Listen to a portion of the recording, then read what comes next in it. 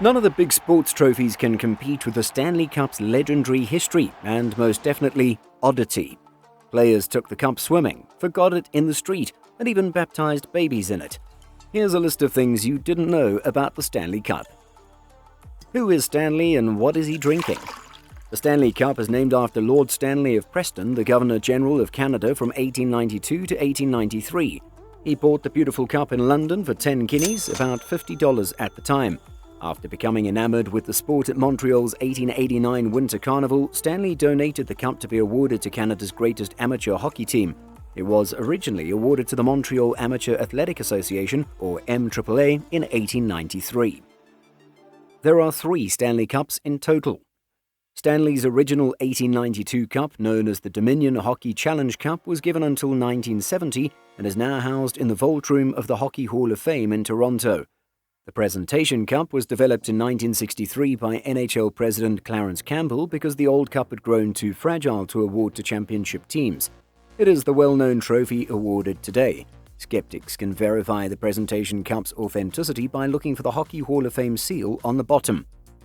The final cup is a replica of the Presentation Cup designed by Montreal silversmith Louis Saint-Jacques in 1993 and used as a stand-in in the Hall of Fame when the Presentation Cup is unavailable. It is one of a kind. Unlike other Major League sports trophies, the cup is not replaced every year. Instead, after each title, the names of the victorious team's players, coaches, management, and staff are added to the cup.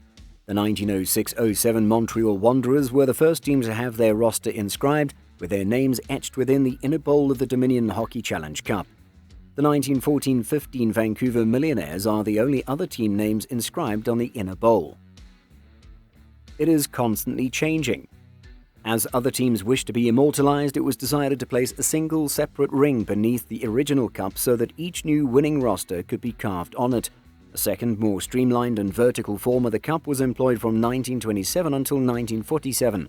The Stovepipe Cup was named after its cylindrical shape, but by 1948 the trophy had become too tall to grasp or exhibit, thus the shape was modified to the tiered version used today. Its rings can be removed. Since 1958, 5 bands of championship names have been etched around the cup's base.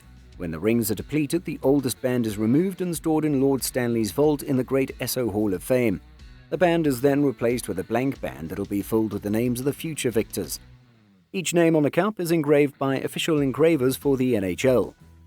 Only 4 official engravers have been sanctioned by the NHL in its 96-year history.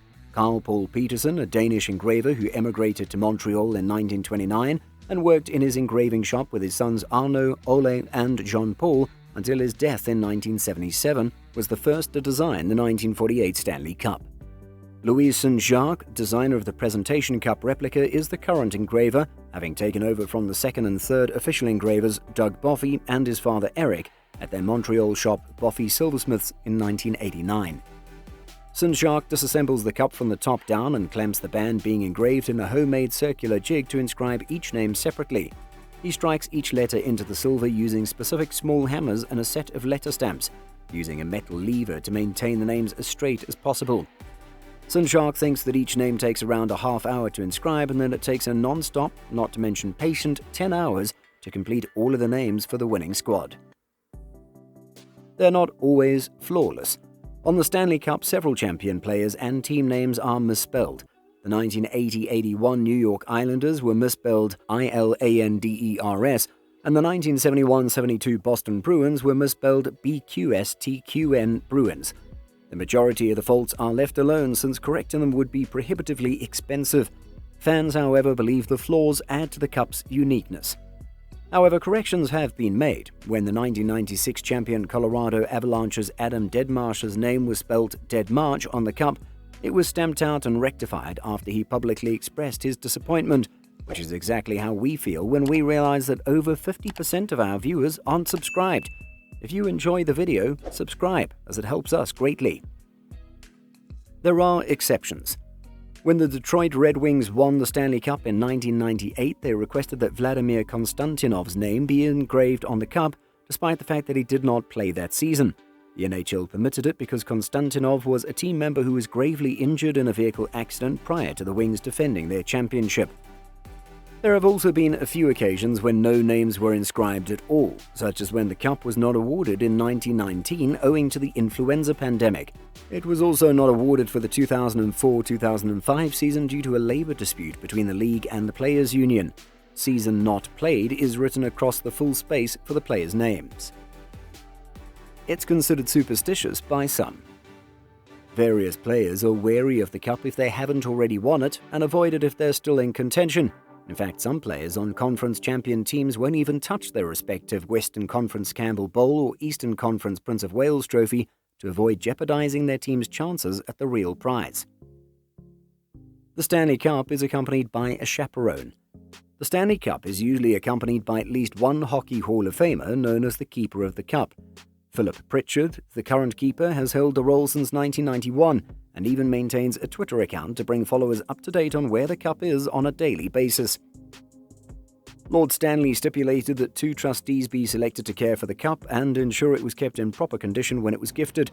The current trustees are Brian O'Neill and Ian Scotty Morrison, and they have total jurisdiction over all matters concerning the Stanley Cup, according to the Hockey Hall of Fame. The cup is the players for one day. Each championship team is given 100 off-season days with the cup, along with a keeper of course, to do whatever they want with it.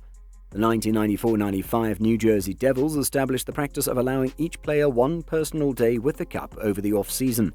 In reality, the Hall of Fame has been keeping chronicles of the cup's journeys with each winning club since the 2003 season. Though some players use their day with the trophy for tranquil introspection, others have gone a little crazy with Lord Stanley's Cup. It also spent a whole night in an Ottawa canal. When the Ottawa Hockey Club, now known as the Ottawa Senators, won the Stanley Cup in 1905, the Silver Seven had a little too much fun partying. Following the team banquet, some inebriated players allegedly took the trophy outdoors and attempted to kick the then small cup into Ottawa's Rideau Canal. They proceeded on their intoxicated way and forgot about it until their teammates noticed the trophy was missing the next day.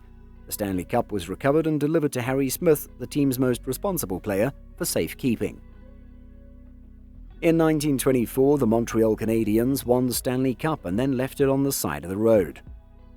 When the 1924 champion Canadiens had a flat tire on their way to the team's celebratory banquet at owner Leo Danduran's residence, they had to remove the cup from the trunk to get the spare tire. The players changed the tire swiftly and made their way to the party, eager to celebrate their victory. When the time came for each player to drink champagne from the silver bowl, the cup had vanished. It had been abandoned by the players by the side of the road. They jumped in their car and drove back to where they had changed the tire, where they discovered the cup in a snowbank, exactly where they had left it. But that wasn't the first time a Montreal hockey club had misplaced the Stanley Cup. The 1907 Montreal Wanderers left it at the home of a team photographer who used it as a flower pot until the team returned to recover it. In the Stanley Cup, 3 babies have been baptized. After the Colorado Avalanche won the Stanley Cup in 1995-96, defenseman Sylvain Lefebvre used his personal day with the cup to baptize his daughter in the top bowl. 11 years later, after the Detroit Red Wings won the Stanley Cup in 2007-2008, Swedish left-winger Thomas Holmstrom brought the trophy back to Sweden so that his cousin could baptize his 7-week-old daughter in it. In 2017, Pittsburgh Penguins forward John Archibald did the same to his young kid. The Stanley Cup has gone to war. The Stanley Cup has gone all over the world, from Russia to the Czech Republic to Sweden, but in 2007 it went to war. To boost morale among Canadian and American troops serving in the Middle East, the cup was flown into an active war zone for a meet and greet at Camp Nathan Smith in Kandahar, Afghanistan. Nothing beats hockey in Canada.